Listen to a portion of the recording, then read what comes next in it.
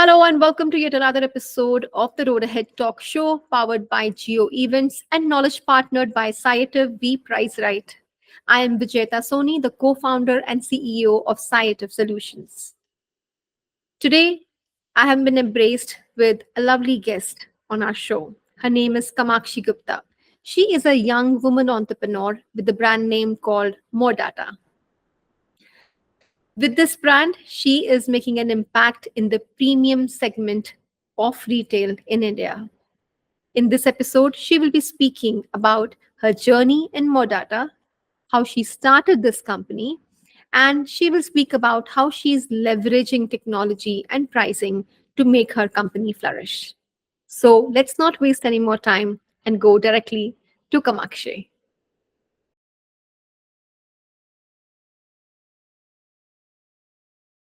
Hi, Kamakshi. Thank you so much for coming on the Road Ahead Talk Show. And it's my great pleasure to have you. I have seen your products, I have seen your website, and they look beautiful. But today's discussion will be a lot about you, your company, and your journey as an entrepreneur. So, Kamakshi, welcome to Road Ahead Talk Show. Thank you, Vijita. It's a pleasure joining you today, and I'm glad that I'm getting a platform to share my journey. I'm looking forward to this conversation. Wonderful, wonderful. So, Kamakshi, first of all, let me tell you, your products are very beautiful. I have seen your shawls on the website, absolutely enticing. Um, but how did this passion, this bug of being an entrepreneur come into you? Start from your childhood days. What did you do? How were you as a kid? And when did you start feeling, hey, you know what? Let's do something of our own. Sure. So I have a business family background. So I've always been surrounded by business conversations. Even at our breakfast table, lunch, we are always constantly discussing about things. So, business is not something that is new to me. Entrepreneurship is not something that's new to me. It's always been a part of my childhood, my upbringing, and I'm very like deeply connected to my father as well, and he's an entrepreneur too. So a lot of I think my passion for entrepreneurship also comes with the way he is. I've always seen him going to work no matter what it is. I know the struggles of entrepreneurship. It's not as good as it seems. There are days when you're like, "Crap, what am I even doing today?" These are great too. I'm not saying they are great lows. So I've seen all sides of entrepreneurship. It's not just like I've seen the sunny side of it. I've seen it what it is to fall down. I've seen what is it to rise above. So I think it's a lot to do with the, my childhood in terms of my dad. Also, I've seen him like go to work like every day, no matter how tough the day sometimes be, but he's always shown up. And I think that's something that I really seek to do it in my life too. Like, just showing up every day is so important. And that is what entrepreneurship is all about. Showing no matter how your day is, how your mental state is at any given day, you have to show up for work. So, yeah. And I Very think true. And so entrepreneurship makes you humble as well, right? Because very humble. I think you just like you want to, so you realize that it's constantly about giving, and even when you're, interacting with different stakeholders, when it comes to not only people who are your consumers, but people you're working with, your employees or your associates or anybody. It's just like your patience level, your bandwidth to understand people, to empathize, everything just grows magnificently. I think. very true. Because you are with your business, you start impacting hundreds and thousands of people around you and True. their families as well. So there Yeah. is an impact which an entrepreneur brings into the society and in lives of people. And I'm so glad you're at such young age and you're doing things so beautifully. Thank you so much. Let's talk about your brand which you have built, your company. Tell me about it. What is this company all about, and um, why into the fashion accessory side? when did you think, okay, this is something which I'll be able to do very well? This is what I feel, closely towards. So when did this Modarta happen to you? Modarta happened in 2018 when I came back from my master's. I completed my master's at Duke University, Fuqua School of Business. I came back and I worked for a year with my dad, and then I realized that I need to do something of my own. I've always had, I've always felt that doing something of your own is great, and I feel like for women especially, creating their own identity, because you get married, then you can't take your father's business along, right? You need to carve your own identity. You need to have something to look forward to. And that's the reason I thought I should do something of my own and start establishing the ground for it. And even though I've always had a business background when it came to studies as well, I've done bachelor's of commerce from Delhi University, then I did master's in management, but I've always been inclined towards fashion. I've always enjoyed fashion, when it comes to dressing my own self, or even enjoy. I love Indian embroidery. I love textiles. Even like it's strange, but even though I don't wear saris at this point in my life, but I had some saris that I've chosen, while I've been traveling to different states in India. I've always chosen saris. Okay, I'm going to wear this, when I get married, I'm going to wear these saris. But I'm so fond of all sort of Indian textiles and, embroidery. So I'm always like very, very traditionally tied with India's craftsmanship. And that's why I thought I wanted to start something related to fashion. And the category shawl came very, very instinctively to me because I love pashmina shawls. And the best part about this category is that there are no like size issues. And e-commerce, with e-commerce, people are we are all spoiled. Not about people, I'm a consumer myself. We are all so spoiled. We want to, if we just don't like the color, or if even if it just does not click to us within 2 minutes, we just decide to return it, right? And if it's size issues, then obviously people will return it. So to avoid all of those return costs, which I think it becomes really high for for a brand which is bootstrapped, to sustain those return costs, I decided to do a product which would be returned only if there is a quality issue, which will not be returned if it doesn't fit anyone. So I felt like shawl is something that I really enjoy, and I think and also with the fact that I feel like people don't buy shawls online. There's a misconception that people don't buy shawls online, but we decided to not play in the very high category, in the high price category, like the very traditional pashmina shawls. We did not decide to play in that.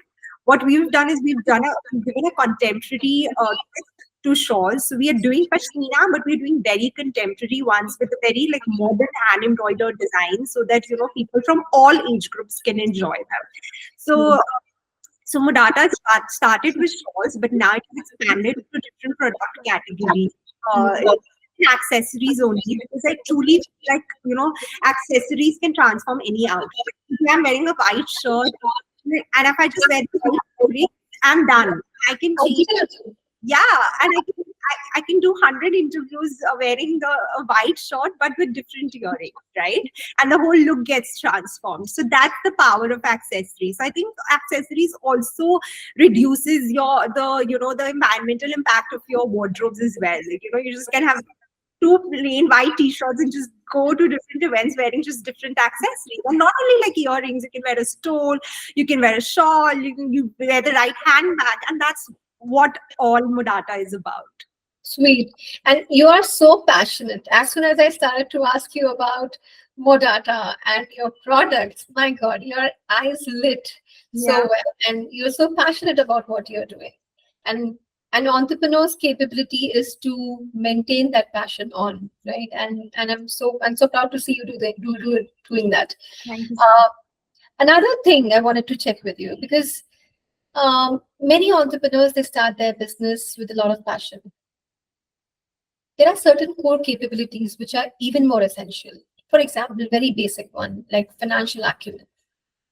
How do you think, what according to you are some very important capabilities. If somebody, I mean, some youngsters who are listening to you, and they want to build, build their own business, or maybe become an entrepreneur, if they have the same, similar vision, and if they want to do something of their own, what are some of the capabilities in addition to passion that an entrepreneur should be having, which will make them successful in what they are doing?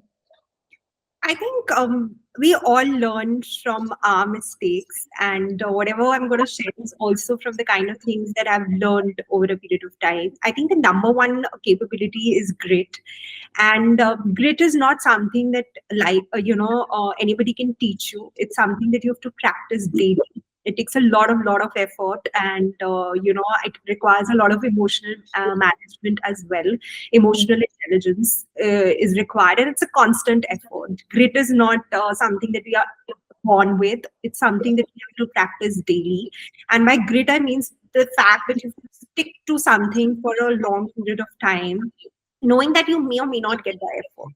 You may or may not get the result from that effort. So that is one. And I think the second is, realizing that entrepreneurship is not one person doing it. Yeah. We associate entrepreneurship with one person, the face brand, the one person who's doing everything. But over a period of time, I've also realized it's all about having the right people with you. You can't do everything. And I learned it the hard way that, because I started, I was like, I'll do everything because I have I can be a little control freak at times, and I want to do it everything perfectly. And I think over a period of time, I've also let go of my need, or the Virgo in me always catches comes to criticism or perfection, when it comes to self-criticism also. So I believe that I have to let go of that quality of mine, but to know that it's fine. Like, even if it's not perfect, it's okay. You just have to do it anyways, and also take a lot of help, and help by helping, like having right people on board with you in a team. It's a very, very important part of entrepreneurship. It's not a one person job at all. True. So true. And this is where entrepreneurs start scaling up, right? Because when you are starting your journey, you're very early in your journey. When somebody is very early in their journey, the grid takes you a long way. True. But when you know that you have to scale up, you are not the only person who will have to struggle and find out solutions to all the problems. You need to have a great team around you, and you need to build that trust within the team that we are all going in one direction, and we are all in that same boat, trying to make it sail for a much longer time, and make it flourish, right? True. That role of people is so critical when you are starting your business, and when you are trying to scale it up. So, and I'm so happy that you are mentioned these two very important points which the entrepreneur should be looking for, in addition to just being passionate about an idea. True. Let's talk about women empowerment. Right, you're a woman leader. Um, until like 5 to 10 years back, I saw a lot of entrepreneurs who were, first of all, in India, entrepreneurship was not very fashionable. It was not, it was, they were like very, because you're coming from a business industry, you have seen your father do it. But I come from more of a service industry, right? And doing a job, having a wonderful degree from a great campus was very critical. And being a startup owner was not considered to be that great because it's not stable. But today, the generation is changing. Today, the world around you is so different. Today, being a startup owner is cool, right? And it is about making your dreams come true. But still, I see many of the startup entrepreneurs, founders are males. Very less women entrepreneur led businesses. What is your take on it? Why is this happening? How do you see this thing changing, and how are you a catalyst in it? So, first of all, I like to say people who are doing jobs as women, they are also commendable. And women into business, women into jobs. I think it's just one category only for me. As long as you're working, as long as you are adding substance to your personality, to your life, it's women empowerment always. So I think it's, even though it's now become very cool to become female founder or running a company and all, but I feel like we also work because we have women working with us. So you need people working in jobs too, and it's great. And as far as it is concerned with the women, now we still see very few women taking as female founders. I think it's also to do with the fact that when a woman wants to start something, she's not taken that seriously, and even when she is working, she's not taken as seriously as a man would be taken. People don't expect a lot out of women, and I think I look at it in a positive light only, that I'm under no pressure. Like, people don't anyways would take me seriously, so I can be the underdog. But the only thing is, like, women, why we don't see a lot of women in position of power is because they're not given some. We all need someone to support us, right? We can't function as one person. We always need some sort of a support system in life. But a lot of women are taken as not. They're taken in levity. They're not taken seriously, and I think that women who start out also, eventually they have a burnout. Things are not working out. They have a burnout, which is normal. But I think that's the only reason why we see not a lot of female founders, is because we are not taken that seriously, and second, also, women have very traditional roles to play, which is not wrong. We all get married, we all gotta have children and all, and we all have that motherly instinct. Some have, some we don't. It's not a but a lot of women have that thing. We all want in the family, we want to have kids, we want to. So that takes a lot of effort, and there's no balancing. There's never balance in life. The world only operates on imbalance, right? How can we balance life? So there are days you are compromising on some aspect of your life, able to give it to your work, and that's a trade-off. And not every women, sometimes people who belong to privileged families, who could have the money to start something, they don't end up there because they're already in a very comfortable position, right?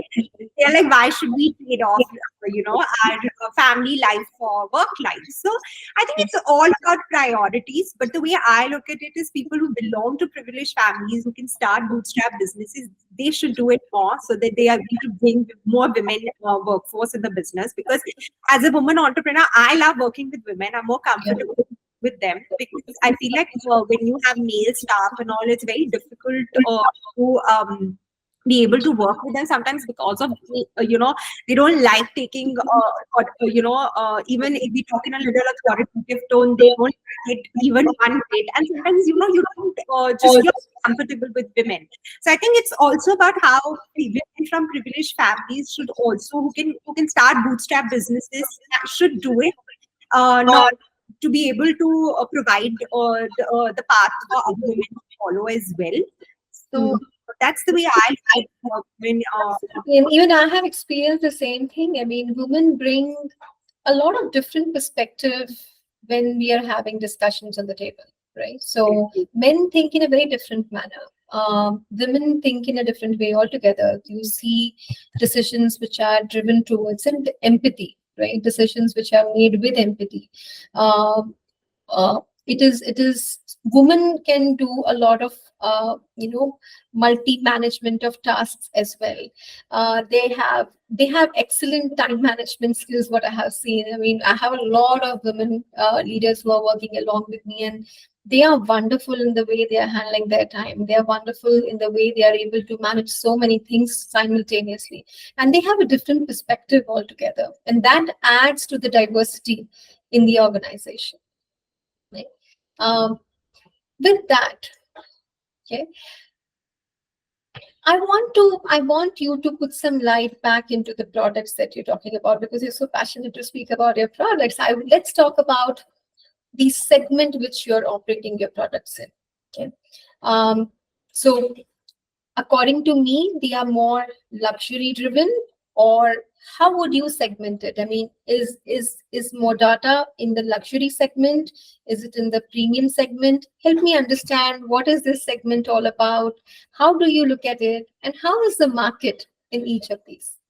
So, Modarta is into the premium category. We never position Modarta as a luxury brand.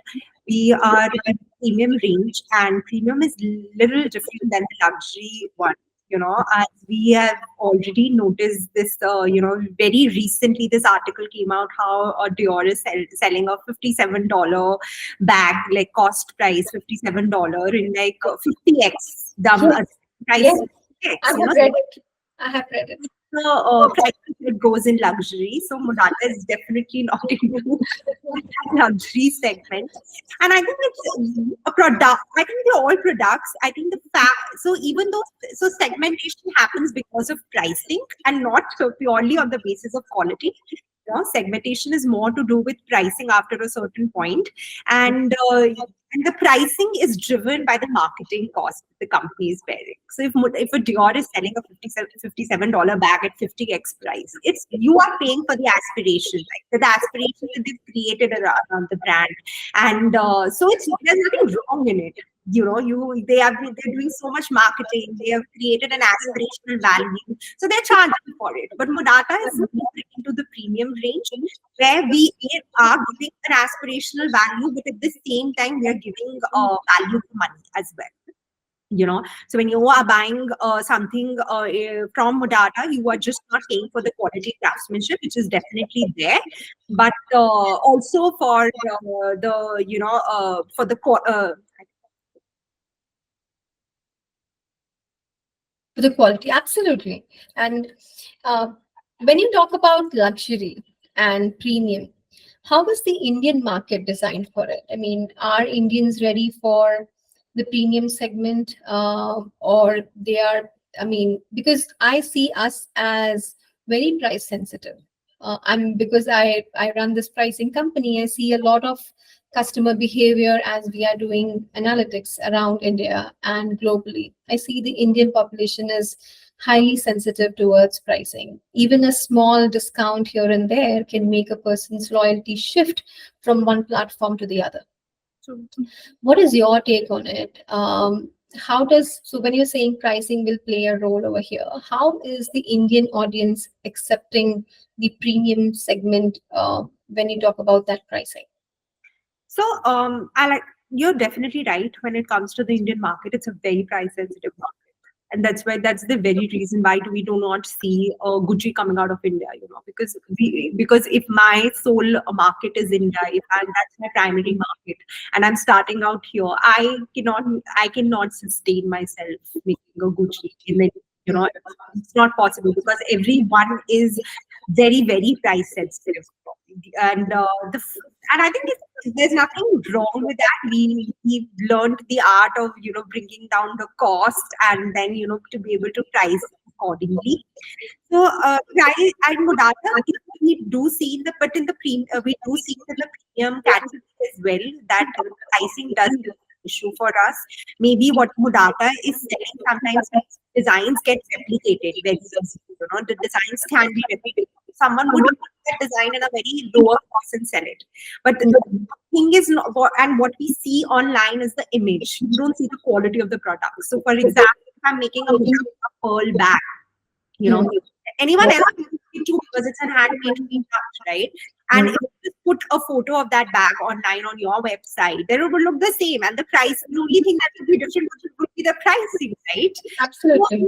So the consumer has to decide, what kind of pearl are they investing in? Because there are different pearls also when it comes to quality. There are certain pearls which means, polish does not, the polish doesn't get ripped off, but certain pearls the polish gets ripped. That's when it comes to brand value comes into play. Even in the premium range, what comes into play is the brand value. If people have that you are giving them a product, they are willing to give you, I wouldn't say a luxury price, but they are willing to pay that premiumness if your brand is associated with quality. I think it's all about quality.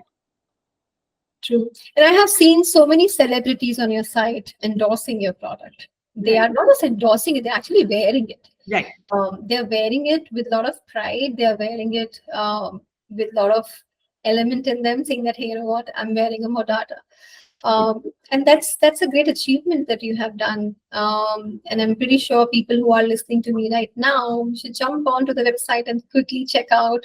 There are some very interesting celebrities who have embraced a Modarta. Yeah. With that, want to understand from you. You are the next generation, right? You are a woman entrepreneur. You're very passionate about the products that you're building. Um, where do you think technology plays a critical role for you? And how are you leveraging technology to scale your business? I think technology is a indispensable part of our lives, and we're talking more about it because a new wave of AI has been there. Technology has been rapidly being evolving ever since also, stream and laptops and all the parts of technology, right? And even today, I think the talk of the town is AI, and AI is a part of every business now. If you're using ChatGPT, you're using AI, right? And when it comes to fashion specifically, AI has also been very helpful when it comes to imaging. Like earlier, we all end of the day when a product is made, it's not only about how a product is made, the craftsmanship, but you have to also bring out that product to the consumer. So that involves a lot of photography costs as well. When it comes to shoots and there's so many SKUs, right? When you're trying to scale up, when you are trying to create a mask, so Modarta is a mask. We want to create a mask like that. It's not only limited to like maybe 50 products. No, it has more than 100 SKUs, and we seek to increase the SKUs even more. So that requires a lot of photography as well. And when it comes to photography, we use a lot of AI tools now to change the background images, and because the freshness of the product is created with how it is being sold. So AI has played a very great role in that as well. And also when it comes to the strategy part also, when you're strategizing with your social media team on what kind of reels to make, what is it, how to increase the organic reach of the brand. AI is a complete part of it. And so technology is like, you cannot do anything without technology now. Even if you're running a business, even if you're just like now studying, or you're a student, AI has become a part. AI technology, everything has become a part of our lives now. True.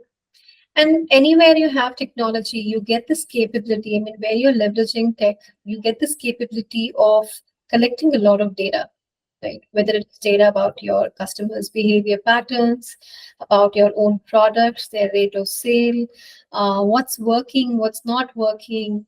How do you think you're leveraging data to build a stronger foundation in the decision making which you are doing, and also what your team members are getting involved in? So I think when it comes to data, we have great tools in the industry. There's so many data-driven companies providing different tools to businesses to increase their efficiency. But people who are running, maybe they are at a very nascent stage in their businesses, who cannot afford those tools at this given point. I think I use a lot of Excel prompts to chat GPT and able to I in fact have created for data when it comes to inventory management. I'm not using any tool for inventory management right now. Everything like the entire sheet is just made in like 10 minutes using chat GPT only with the Excel prompts. Everything becomes so. I think that's the way I am leveraging AI when it comes to data, because everything, if I enter if my team member is filling a Google form and it's linked to a certain Excel sheet, then my inventory gets automatically updated. Beyond. So I don't need to hire an Excel expert to be able to do that. I just write the chat GPT prompt and the entire thing becomes automized then. Wonderful. Yeah. That's so interesting. That's so interesting, the way ChatGPT is making AI is technically making life so much more easier, smoother, and faster, right? When it comes to decision making, at least giving us the right prompts which we can use to make Prompts. our lives better. Yeah. Great. So, Kamakshi, it was such a pleasure talking to you and knowing your journey and understanding how you have built Modarta with so much of passion that you have for your products, for your customer segments, and what you want to go to forward ahead. So, from my side, I am I'm absolutely humbled to meet you, and I wish you all the very best in all your future endeavors. Thank you, Vijita. It was a pleasure talking to you, and there was so much good energy, and it was a lovely talk. And always when you're talking to someone, you get to know more about yourself because during the day, sometimes you don't get the time to dwell in and understand your thoughts. But when someone questions you, is the way you get to know yourself better. And so I've had a wonderful session with you, and it was lovely talking to you. Thank you for being such a great host. Thank you so much. Wow, what an episode. I'm pretty sure you would have taken a lot of learnings about the retail industry, technology, and many more things around women empowerment as well. So, with that, if you are looking for me to call on more women entrepreneurs, entrepreneurs in general, on this talk show, then do not forget to like, subscribe, and comment and tell me whom do you want me to call on this particular show. With that, I'm Vijeta Soni signing off for today. Looking forward to seeing you in the next episode.